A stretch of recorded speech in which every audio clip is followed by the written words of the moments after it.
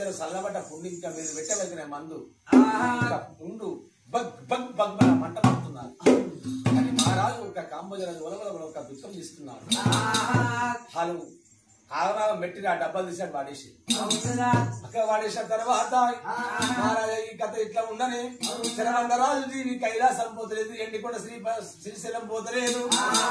దేవా భగవంతా నలుగురిని పెళ్లి చేసుకున్నా, వాళ్ళ బతుకు వాటికి వేస్ట్ అయిపోయాయి. భగవంతా నా ప్రాణం పోతే మంచి మాట కానీ శరవంత మహారాజ్ జీవి యొక్క కలవరిస్తుందంట, కలవరిని తలవరుతుంది జీవితం. ఎండికొండ శ్రీశైల పర్వతం వేరే కాల శంకరుడు కన్న చూసి నా వరాన వరభక్తుడు ఒక మాత్రం చిన్నవాడు శరవంత మహారాజు పుట్టడు సల్ల పుట్టిన శరవంత మహారాజు.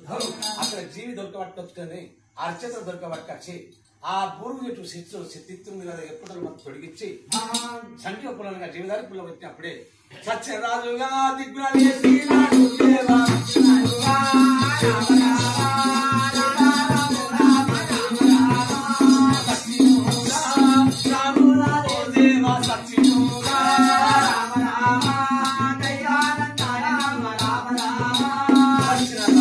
లేచి భగవంత ఆ యొక్క భగవంతుడు సత్యంతో లేచిండు.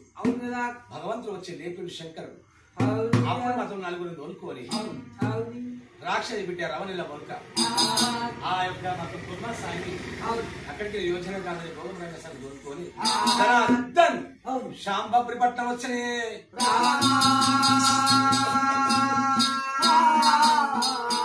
శాంబాపురి పట్టణం వచ్చి ఆ కనతని కాంబోయ కాంబోయ మహారాజు దగ్గరికి వచ్చి మాత్రం ఆయన నీ కొడుకులు మంది తెచ్చిరా నాయన, తెచ్చిన బిడ్డ చేతులు పెట్టబట్టిన భగ్నమాని వర్షమే ఇంకా ఎక్కువనే అవుతుంది కానీ అన్నారు. సరే ఆ డబ్బని ఆడవ ఇక్కడ పెట్టేసిరానంటే ఆయన చిత్తపుట్టలో ఎల్లలో ఉన్నాయి చూడు మన అన్నప్పుడు లెంకిండు. లెంకుతాంటే ఎంతమంది తెచ్చి పిసమడ కొడుకులు అయ్యారు. ఆ పిసమడ కొడుకు ఏం తెలుసు, వాళ్ళ అంటే మొల్ల అంటారు, మొల్ల అంటే అల్ల అంటారు.